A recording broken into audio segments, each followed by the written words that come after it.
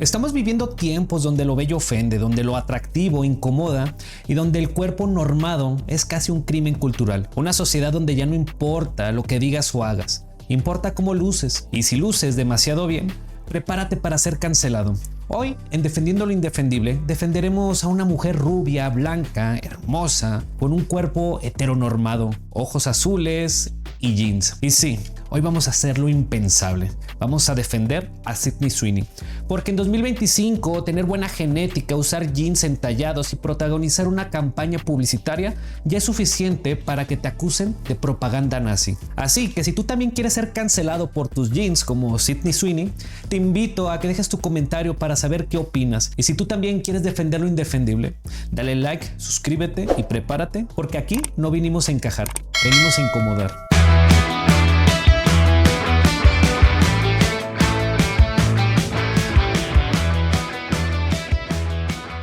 En 2020, cuando el wokismo alcanzó su punto máximo, las marcas ya no vendían ropa, vendían redención moral. Lo correcto era llenar las pasarelas y anuncios con cuerpos no normados, modelos de tallas grandes, gente sin maquillaje, axilas peludas, cicatrices visibles y cualquier cosa que comunicaran lo inclusivo que eran.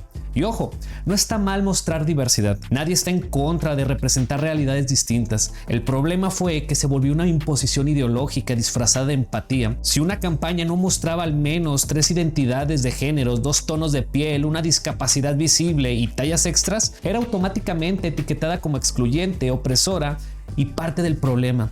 El marketing dejó de preguntarse qué le gustaba al consumidor y empezó a obsesionarse lo que se aprobaba en redes sociales. Las marcas no buscaban venderte un pantalón, sino pedirte perdón por décadas de estándares estéticos, y en esa carrera por demostrar quién era el más aliado, el más deconstruido y más anticapitalista, se olvidaron de que en realidad el capitalismo no es activismo, es simplemente oferta y demanda. Pero hoy el péndulo se movió y en medio de este nuevo clima social aparece Sydney Sweeney, convertida en una especie de Marilyn Monroe moderna, porque como Monroe en los años 50, Sydney encarna una feminidad que incomoda, que provoca, que rompe con el molde oficial del movimiento. Marilyn Monroe representaba la feminidad desbordante en una época de represión. Se convirtió en un símbolo sexual, sí, pero también en una figura de poder suave, una mujer que no pedía permiso para ser deseada, para gustarse, para mostrarse. Era escandalosa no porque hiciera algo malo, sino porque era libre en una época que esperaba recato. Hoy, Sydney Sweeney cumple ese mismo rol en tiempos modernos,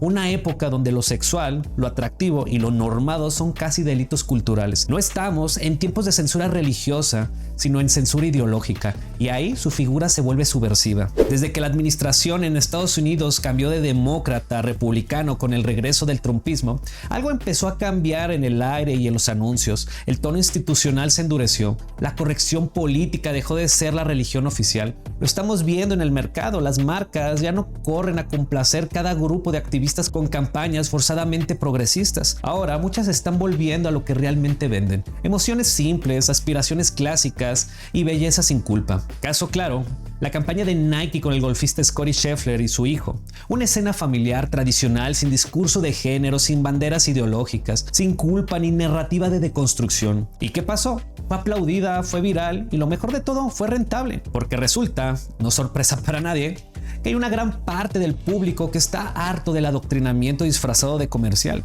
y solo quiere conectar con algo que resulte humano o familiar. Y ahí es donde entra Sydney Sweeney, no como un símbolo político, sino como una respuesta involuntaria a una industria saturada de culpas. Que por cierto, el mercado reaccionó y las acciones de American Eagle subieron hasta un 10%. Esta nueva propaganda de American Eagle, ¿es acaso propaganda fascista o el mercado reaccionando a una demanda real? Actualmente vivimos en tiempos en donde la sociedad se ha infantilizado. Todo nos ofende, para todos somos víctima, todo es microagresión, todo es una amenaza simbólica. Una rubia con jeans, propaganda nazi. Una broma en un anuncio incitando al odio, porque quien ha visto este anuncio de American Eagle se dará cuenta que pues dice Sydney Sweeney has great jeans, refiriéndose a un tipo juego de palabras, como diciendo que Sydney Sweeney tiene buenos genes, en inglés jeans, y jeans también refiriéndose al pantalón como tal. To buy American Eagle jeans.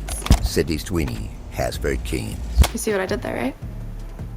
Y es que todo esto es como una forma de burlarse de la cultura del wokismo. Y bueno, no nos dejemos engañar, este es un problema de primer mundo, porque en Estados Unidos y Europa Occidental se ha insistido en vendernos la narrativa del victimismo emocional, de las microagresiones, de la opresión patriarcal, pero mientras tanto, tenemos países como Irán, donde las mujeres pueden ser encarceladas o asesinadas por no cubrirse el cabello. En Corea del Norte no puedes ni criticar al mismo gobierno sin desaparecer del mapa. En Venezuela, a pesar de haber salido de una hiperinflación que todavía siguen viviendo de manera muy precaria la mayoría de la población, bueno, ahí la llevan. En Cuba vives apagones diarios, censuras, escasez de medicinas y alimentos.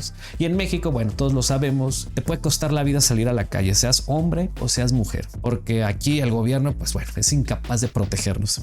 En todos esos lugares y en muchísimos más todavía, la gente está demasiado ocupada intentando sobrevivir como para indignarse por si un anuncio de jeans tiene genes demasiado blancos, porque en estos países la opresión no es simbólica, no es estética, no es emocional.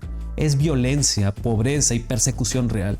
Y aún en esos países pobres, nadie se indigna por campañas como la de Sydney Sweeney, salvo, bueno, algunos cuantos privilegiados, generalmente urbanos con títulos universitarios, hipster de Starbucks, como regularmente se les conoce a muchos, con muchísimo tiempo libre además, que importan todo discurso del primer mundo, en este caso la cultura del wokismo, esa narrativa que ha perpetrado en redes sociales, pero para un sector social muy específico. Todo esto como si fuese moda de temporada, porque en el mundo occidental y en sus burbujas periféricas aspiracionales, lo que se vende es una indignación de boutique, una indignación que se expresa con un Starbucks en la mano y escribiendo desde sus iPhones que el capitalismo los oprime. Todo esto no va de derechas o de izquierda.